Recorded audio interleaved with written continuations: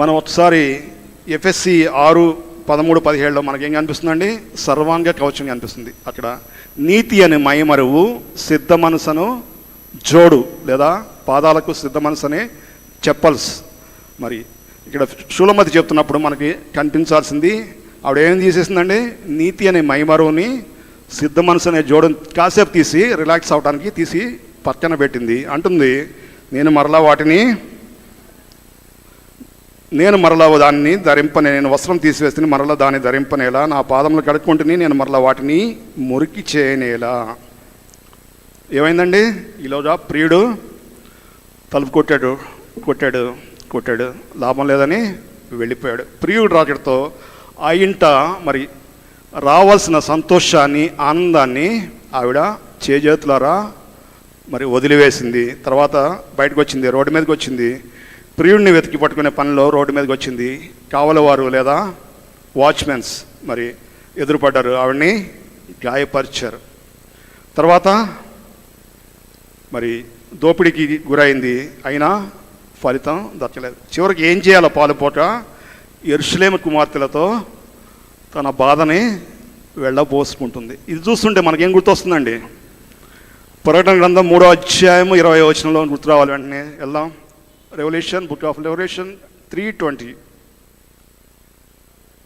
ఇదిగో నేను తలుపునొద్ద నిల్చుండి తట్టుచున్నాను, ఎవడైనాను నా స్వరం విని తలుపు తీసిన ఎడల నేను అతని వద్దకు వచ్చి అతనితో నేనును నాతో కూడా అతను భోజనము చేయుదము. ఎవరితో చెప్తున్నారండి ఈ మాట? లౌదకీయ సంఘంతో దేవదేవుడు చెబుతున్న మాటలు ఆనాడు ప్రకటన గ్రంథంలో రికార్డ్ చేయబడి ఉన్నాయి. ఈ రోజున 2024 మే 12వ తేదీన నీతో నాతో రక్షణ ప్రణాళికలో ఉన్న తన ప్రియ బిడ్డలతో దేవదేవుడు నేరుగా సూటిగా మాట్లాడుతున్నాడు. ఏమనండి? ఇదిగో నేను తలుపు వద్ద నిల్చుండి తట్టుచున్నాను. ఏం చేయాలండి? నేను ఆయన స్వరాన్ని గుర్తించాలి. రెండవది ఏం చేయాలి? ఇంట్లో పడుకోవాలా? లేచి తలుపు తీయాలి. అప్పుడు మాత్రమే ఆయన మన వద్దకు వస్తాడు, వచ్చి నీతో పాటు భోజనము చేస్తాడు. మొట్టమొదటిగా నేను చేయాల్సింది, నిన్ను నువ్వు సిద్ధపరచుకోవాలి. రెండవది, ఎలాంటి ఆలస్యం చేయకుండా, ఎలాంటి సాకులు చెప్పకుండా, ఎలాంటి తడబాటు లేకుండా స్వరాన్ని గుర్తించి తలుపు తీయాలి. తద్వారా దేవునితో సహవాసం చేసే అవకాశాన్ని అందిపుచ్చుకోవాలి. మరి ఈరోజు వధువు సంఘంగా ఏర్పాటు చేయబడ్డ నువ్వు నేను, లేదా ఆయన ఎన్నుకున్న యాజక సమూహం అని చెప్పుకుంటున్న నువ్వు నేను, మరి దేవదేవుని పిలుపు పట్ల ఏ విధంగా స్పందిస్తున్నామనేది తెలియంది కాదు. ఇదిగో దేవా నా జీవితం అని ఎప్పుడు పాడతామండి? మన కష్టం వచ్చినప్పుడు, నష్టం వచ్చినప్పుడు, నిష్ఠూరం వచ్చినప్పుడు, ఇబ్బంది వచ్చినప్పుడు, ఆర్థిక పరిస్థితులు తలకిందులు అయినప్పుడు, ఆరోగ్యం క్షీణించి ఇంకా ఐసీయూ నుంచి ఎప్పుడు డిశ్చార్జ్ అవుతాం తెలియనప్పుడు మాత్రమే దేవుడు మనకి గుర్తు వస్తూ ఉంటాడు. కానీ దేవుడు నీ హృదయపు తలుపు వద్ద నిల్చుండి తడుతున్నాడు. నువ్వు ఆయన స్వరాన్ని గుర్తించాల్సిన అవసరం ఎంతైనా ఉంది. యోహాను సువార్త 6:37 ఒకసారి చూద్దాం. John 6:37. నా వద్దకు వచ్చు వారిని నేనెంత మాత్రము బయటికి త్రోసివేయను. దేవుడు చెప్తున్న మాట. దేవుడు నిన్ను నన్ను ఏర్పాటు చేస్తున్నాడు, నిన్ను నన్ను నియమించుకున్నాడు, నిన్ను నన్ను నీతిమంతులుగా తీర్చిదిద్దాడు, నిన్ను నన్ను మహిమపరిచాడు, నిన్ను నన్ను యాజక సమూహంగా చేశాడు. ప్రపంచంలో ఏ ఒక్కరికి లేని ఆధిక్యతను దేవుడు నీకు ఇచ్చి, నీకు నిత్య జీవాన్ని, నిత్య రాజ్యాన్ని, పరలోక స్వాస్థ్యాన్ని తండ్రి అయిన దేవుడు నీకు అనుగ్రహించాడు. కుమారుడితో సమానంగా కూర్చొని భాగ్యాన్ని ఇచ్చాడు. తండ్రి యేసుక్రీస్తుని ఏ విధంగా అయితే ప్రేమిస్తున్నాడో, జ్యేష్ఠ కుమారుడైన యేసయ్యని ఏ విధంగా ప్రేమిస్తున్నాడో, అదే విధంగా అదే ప్రేమను నీ పైన చూపిస్తున్నాడు. నువ్వు ఏ విధంగా స్పందిస్తున్నావు? తీస్తున్నావా తలుపు? స్వరాన్ని గుర్తిస్తున్నావా? లేదా ఏదో లేని నీ పనిలో నువ్వు చాలా బిజీగా ఉన్నావు. ఎందుకంటే ప్రపంచంలో చాలా పనులు ఉంటాయి, మనకి చాలా పనులు ఉంటాయి. మనకు తెలియదు కానీ నేను ఎక్స్ప్లెయిన్ చేయాల్సిన అవసరం లేదు. కానీ యేసయ్య తన భూమి మీద జీవించిన కాలంలో ఏ ఒక్కరిని తిరస్కరించిన ఆనవాళ్ళు లేనే లేవు అని మనం తెలుసుకో. He never rejects any one at any time. ఆయన మనిషి కుమారుడిగా భూమి మీదకి వచ్చినప్పుడు సమాజంలో పాపాత్ములతో, మరి వ్యాధిగ్రస్తులతో, దయ్యాలు పట్టిన వాళ్ళతో, సుంకర్లు అంటే ట్యాక్స్ కలెక్టర్స్, శాస్త్రులతో, పరిసయ్యులతో, సామాన్య ప్రజలతో ఎలాంటి భేషజాలు లేకుండా ఎవరేమనుకుంటున్నారని మరి మీమాంస లేకుండా ఎవరేమనుకుంటున్నారని కూడా ఆలోచించకుండా వాళ్ళతో సహవాసం చేసేవాడు. సబ్బాతు దినం, ఉపవాస దినం అనే ఆనాటి ఆచారాలు ఉండి ఆ రోజుల్లో ఏం చేయకూడదనే వాళ్ళు మడికట్టుకొని కూర్చున్న రోజుల్లో కూడా ఆయన అదే రోజుల్లో ఆయన అద్భుతాలు చేసేవాడు, సూచక్రియలు చేసేవాడు, రోజుల్ని స్వస్థపరిచేవాడు, దయ్యాలు వెలగొట్టేవాడు. ఆ విధంగా ఆనాటి ట్రెడిషన్స్ని ఆయన మరి రిజెక్ట్ చేసిన విధానం మనం చూస్తున్నాం. ఆయన ఎవరైతే ఇంటికి ఆహ్వానించారో వాళ్ళ ఇళ్ళకి వెళ్ళి వాళ్ళు కోరుకునే రక్షణను ప్రసాదించేవాడు, ఆరోగ్యాన్ని, స్వస్థతను ప్రసాదించేవాడు. కపెర్నహూం మనకు చాలా చిరపరిచితం, నూతన నిబంధనలో ఉంటుంది, క్రొత్త నిబంధనలో. అది ఆయన స్వస్థలము లేదా హోమ్ టౌన్ కాబట్టి ఆయన అక్కడ గృహాన్ని ఎక్కువగా సందర్శిస్తూ ఉండేవాడు. అదేవిధంగా బేతనీలోని మార్తా మరియా లాజర్ గృహాన్ని ఎక్కువగా సందర్శిస్తూ ఉండేవాడు అని మనం చూస్తున్నాం. లూకా సువార్త 4వ అధ్యాయము 38-39 ఉంటుంది. ఆయన సీమోను పేతురు ఇంటికి వెళ్ళి ఏం చేశాడండి? అత్తగారికి జ్వరం వస్తే సీమోను పేతురు అత్తగారికి మరి స్వస్థత అందించాడు. అదేవిధంగా లూకా సువార్త 7వ అధ్యాయం 36-46లో పరిసైడైన మరో సీమోన్ ఇంటికి కూడా యేసయ్య వెళ్ళిన విధానం మనం అక్కడ చూస్తున్నాం.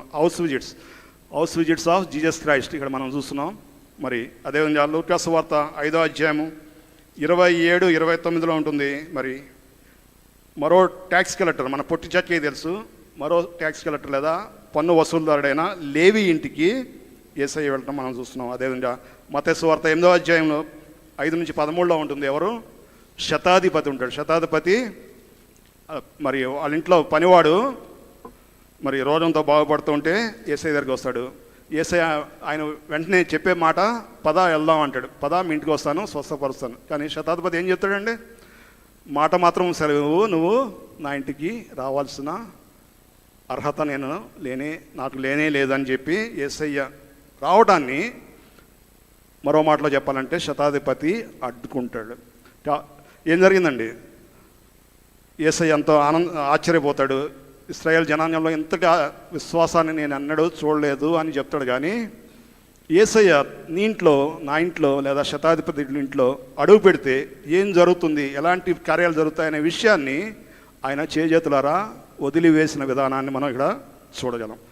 శతాధిపతి దాసుడైతే స్వస్థపరచబడ్డాడు. కానీ యేసుక్రీస్తు ప్రభువారు ఆయన ఇంట్లో అడుగు పెట్టకపోవకుండా మరి ఆయన కొన్ని అవకాశాలని, అద్భుతాలని లేదా అక్కడ జరగాల్సిన కార్యాలని ఆయన చేజేతులారా మరి వదిలివేశాడు అనేది మనం మీ దృష్టికి తీసుకొస్తున్నాను. మనం చాలా ఇళ్లలో చూస్తూ ఉంటాం, Christ is head of this house, యేసే మా ఇంటి యజమాని, the unseen guest at every meal. మేము తినే ప్రతి భోజనంలో యేసుక్రీస్తు ప్రభువారు అజ్ఞాత అతిథి.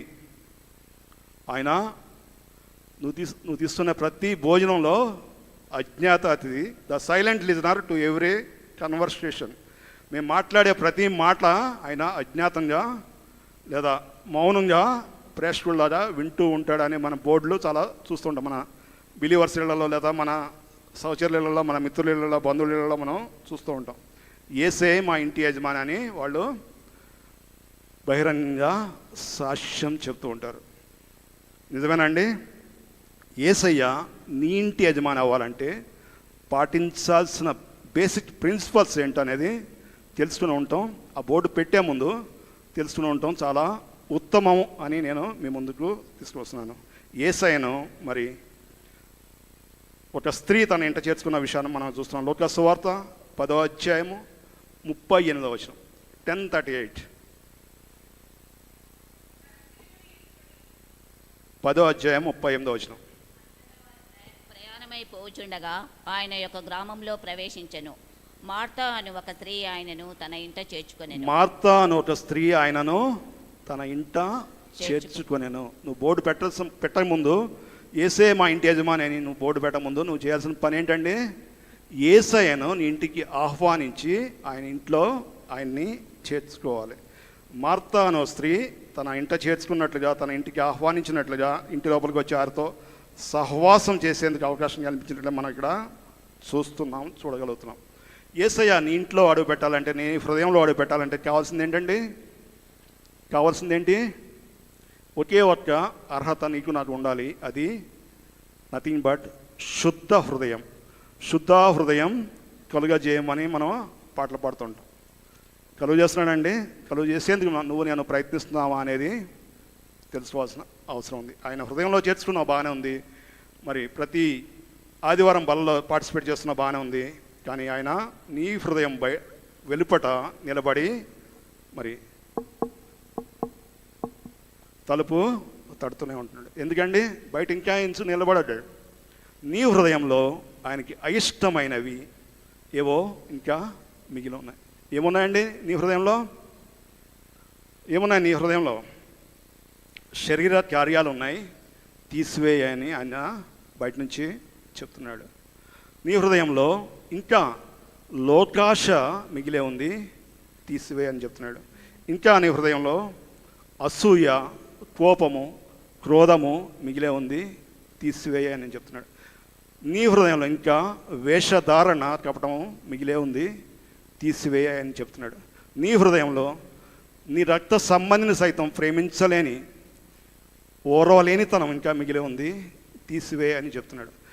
నీ హృదయంలో నీ కడుపున పుట్టిన బిడ్డల్ని సమానంగా ప్రేమించలేని పక్షపాతం నీలో ఇంకా మిగిలే ఉంది, తీసివేయని చెప్తున్నాడు.